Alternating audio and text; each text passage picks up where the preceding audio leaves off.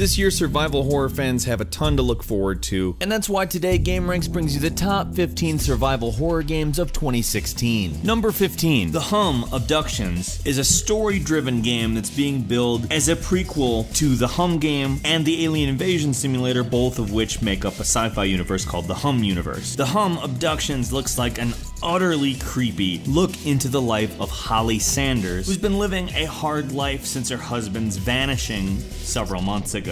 Apparently there's some sort of terrifying revelation, and I'm in. I'm sold. Like, the graphics in this game have such a creepy look to them that it's hard for me to believe that this could be anything other than a really good game. Number 14, Friday the 13th, the game. Now, normally when you add the game to a movie title, it's bad, but actually this looks pretty sweet. So what it is a third-person asymmetrical multiplayer game, and you have either the option of playing as Jason Voorhees or as a camper. As a camper, it's more of a survival horror experience, whereas when you play as Jason Voorhees, it's kind of a hunting experience. The asymmetrical element is that it's a 1 versus 7 multiplayer mode where you have to essentially either figure out how to not die or figure out how to kill. It's perhaps one of the more interesting movie to games that I've heard of, and the cool thing is that it's obviously done with the fans in mind rather than as a cash-in, because there's no movie coming out right now. Number 13, Dollhouse is a noir-style game where a detective by the name of Marie is trying to unravel her past. The idea is that she slowly discovers that she may not actually be right about who she is, and the narrative itself adapts to the player's decisions on what memories remain valid. The intention of the game is stated as to use suspense over jump scares, so that makes me very happy, as jump scares are very effective when you use them sometimes. However, no one is using them sometimes, so to hear that, very reassuring.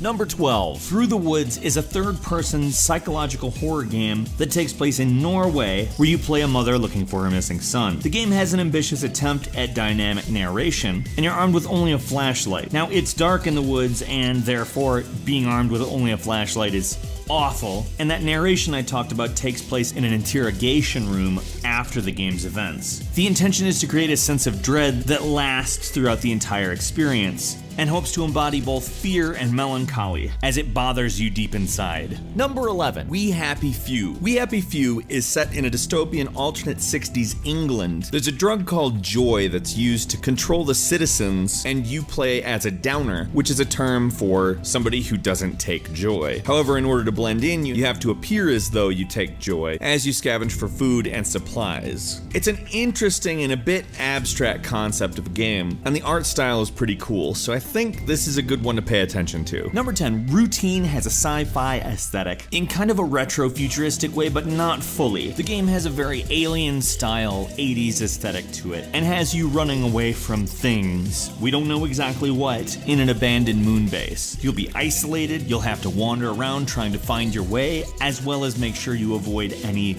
hostile interactions. It kind of reminds me of Alien Isolation in a few ways, but if anything, maybe a bit more scary on account we haven't really been shown what we're running from, just that it sounds horrible. And maybe not even what's lurking in the shadows that sounds horrible, but just the atmosphere itself. It's tense. Number 9, Kudoku is a 2D survival horror game that aims to create an aesthetic that combines Lovecraft with traditional Japanese folklore. The game's developers cite Siren as an influence, so if you remember that, you might have some idea as to what you're in for. This is perhaps one of the more unique titles on the list, so I would keep an eye out for it. Number 8, Pamela is a sci-fi open-world survival horror game that is also intended to play like an open-world sandbox. The game deals with the pursuit of perfection and the cost it has to everybody who lies in wake. It takes place in a utopian city, and the population is infected with a disease that disfigures them and makes them aggressive. Now, Pamela is highly anticipated and took only 48 hours to reach number 1 on Steam Greenlight when it was put up. Number 7, Overkill's The Walking Dead is a first-person shooter set in the Walking Dead universe made by the creators of Payday, and that there should tell you just about everything that you truly need to know to understand what's going on, because it's supposedly going to be a lot like Payday, except for a Walking Dead game. But for those that don't know, Payday incorporates elements of role-playing and stealth into a first-person shooting experience, and being it's The Walking Dead, it's obviously a survival horror game. There's also going to be a VR element to it, but there's not a lot of information information on that. Payday's a pretty sweet game, and frankly, that makes me very excited for them making a Walking Dead shooter because there isn't a Walking Dead shooter, and well, it's overdue. That's the best way to put it. Number 6, Perception is one scary looking game because you play a blind person, and the way that they visually represent that to you, who can see, at least I assume, the game uses echolocation, which is kind of like how Daredevil sees, and kind of functions as the scariest possible version of Marco Polo. Because you're using echolocation, the art style is very different from that of other things that you've seen, and you really only see outlines of things, and honestly, that already makes it kind of scary looking anyway, and to be honest, I'm not looking forward to cleaning up my pants after I craft them.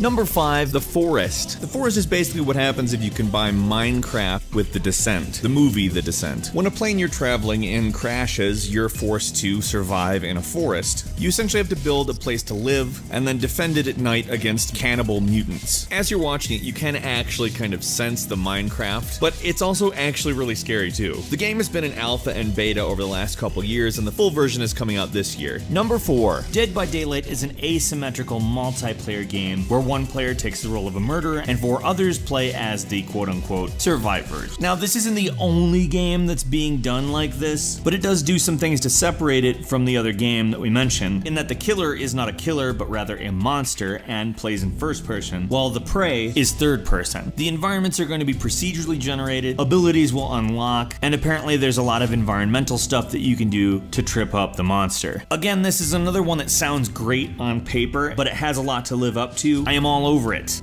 Number 3, Resident Evil 0 HD, a prequel of the original Resident Evil, which was made just after their first remaster of the original Resident Evil, really moves into HD very well. It's already out, so if you're wanting to play it, now's a good time to go do that. It's pretty much a quintessential Resident Evil classic style game, and if you're among the people just absolutely waiting for a Resident Evil 2 HD remake, this will scratch that itch, at least for a while. Number 2, Allison Road is basically the spiritual successor to PT, or the Silent Hill playable trailer. Now, everybody was really disappointed when that got canceled, including a lot of game devs. Currently, the most promising game to fill the shoes of Silent Hills, at least I think, is Allison Road. Now, they've pretty much nailed the type of dead silent scariness that Silent Hills has, but I would even say that they went a step further in making a mystery that is a little bit more involved. I'm really looking forward to this game. And number 1, Outlast 2. Obviously, the sequel to Outlast 1, Outlast 2 retains a lot of the same elements, but we don't really know a lot about the story. It will be taking place in the same universe as the first Outlast, but they haven't made any announcements as to whether it's going to retain exactly the same gameplay, completely foregoing combat, and making it a run and hide style game. The developers did a bunch of research into the Jonestown Massacre, so I have a feeling that's probably going to give you a clue as to what the story is.